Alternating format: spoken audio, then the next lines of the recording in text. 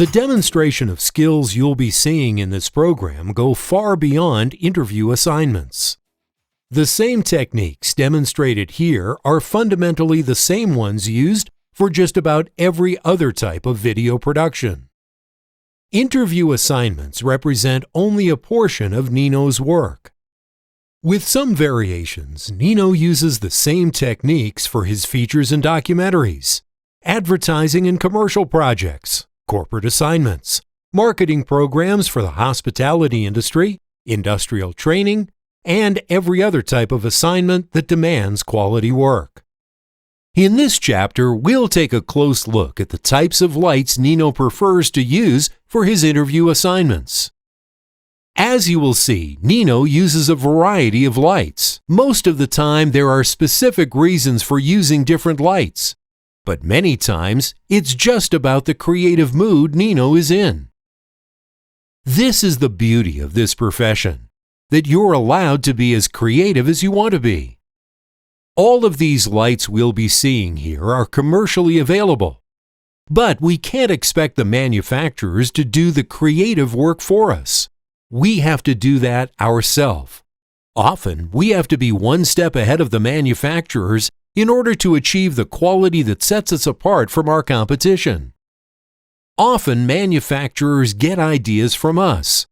We are those on the front line. We know better than anyone else what we need in order to do the best job possible. The most popular light today is the 1 foot by 1 foot LED panel. This is a great and versatile light, probably the biggest innovation in lighting in the last half-century.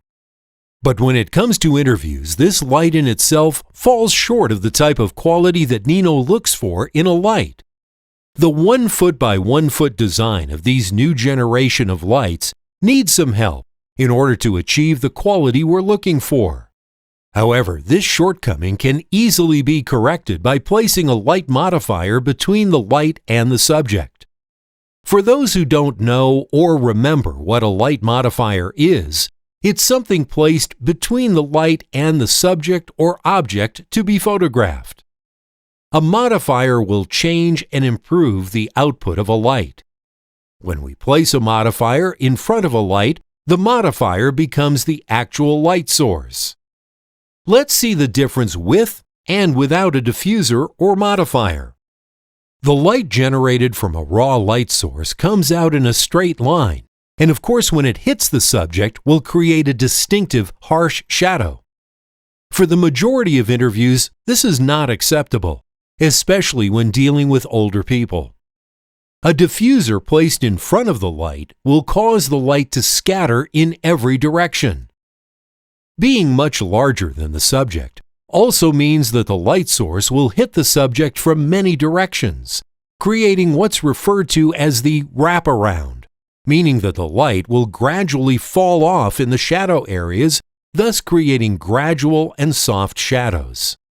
Not even a question of which one is better for quality interviews.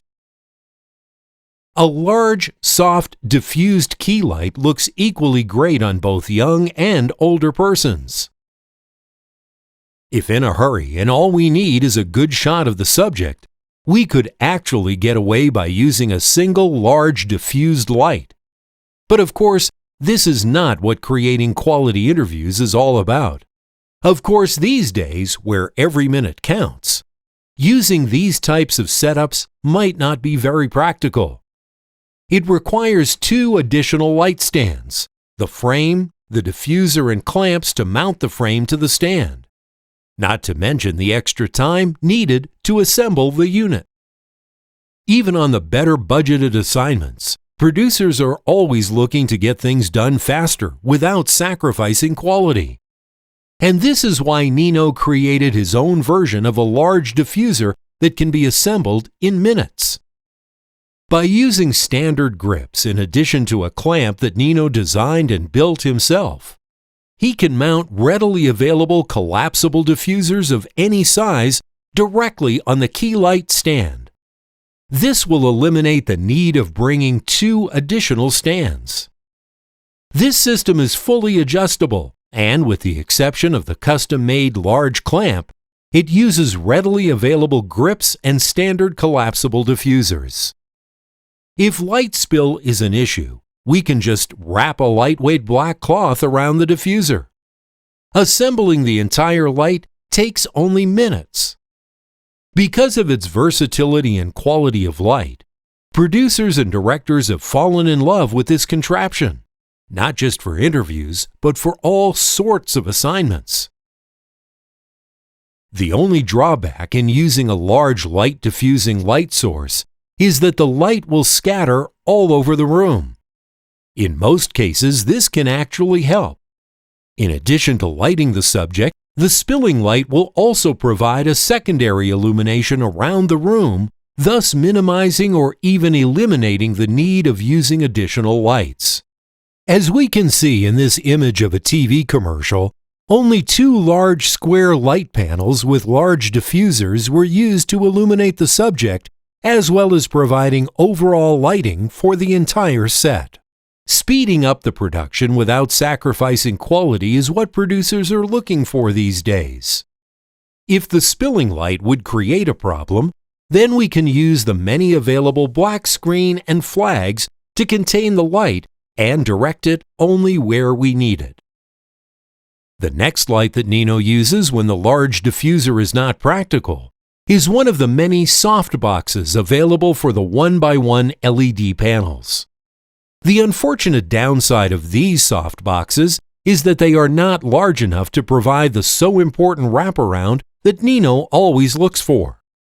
Nino uses these small soft boxes only where space is an issue, and using larger diffusers would be impractical or impossible.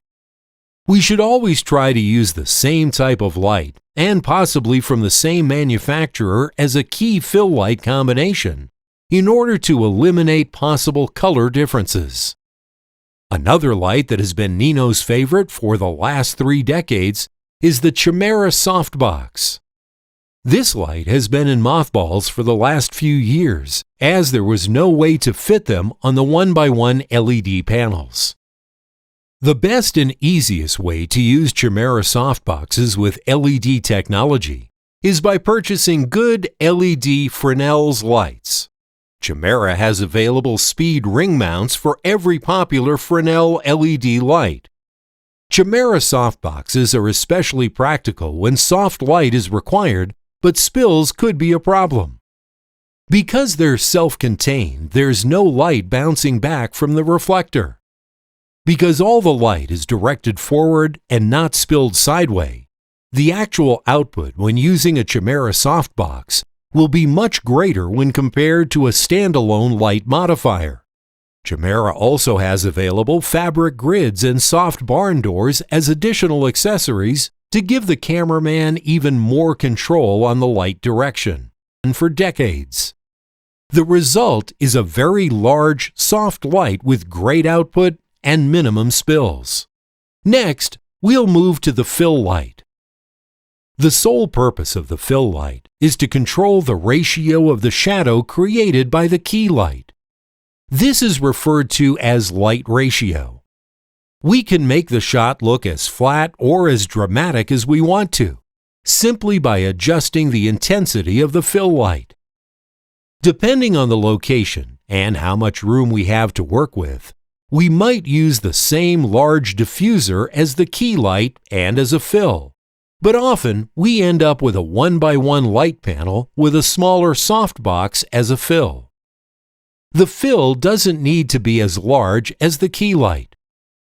Fabric grids are also available for these small softboxes, and they come in handy when there's the need of controlling the direction of the light.